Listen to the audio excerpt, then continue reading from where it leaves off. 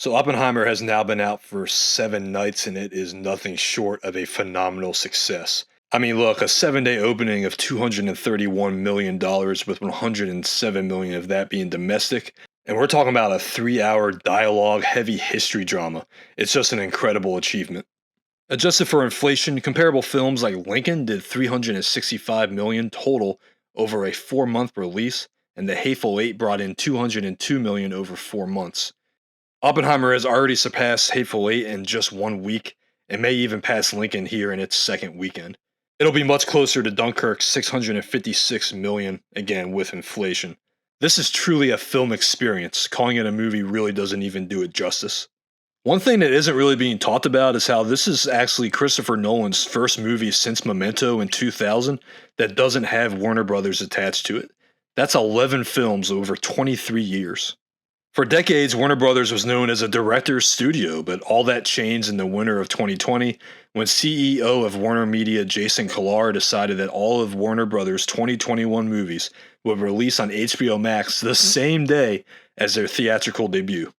This included Wonder Woman 84, The Suicide Squad, Dune, Godzilla vs. Kong, as well as countless other smaller films. Nolan's new film Tenet had already reached theaters in September of 2020, but the premise of this just plainly really pissed him off. Nolan's an old school film guy that values the theater experience. Meanwhile, studios like Paramount, led by Tom Cruise, were doing the exact opposite, putting finished films like Top Gun Maverick on the shelf for over 2 years.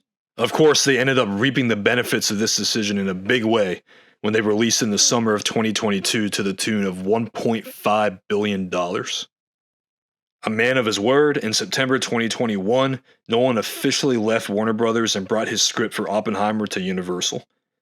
Meanwhile, WB is simply in shambles. The sad remnants of the DC universe hasn't hit 400 million at the box office in its past 7 attempts, and it's highlighted by one of the biggest box office bombs in recent memory. On top of that, Blue Beetle is projected to have the worst opening in DC history. Their biggest IP is broken, and their most valuable director is gone.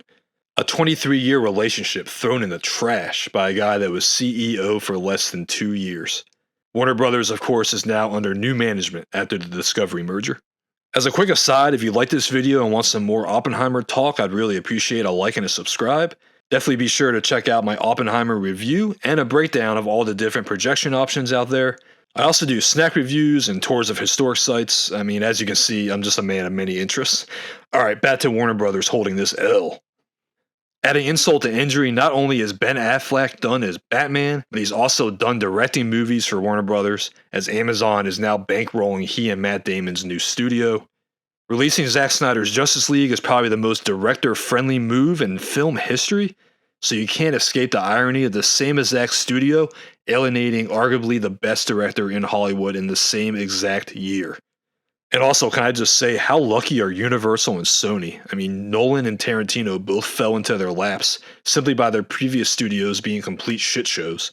I definitely dream of being this blessed.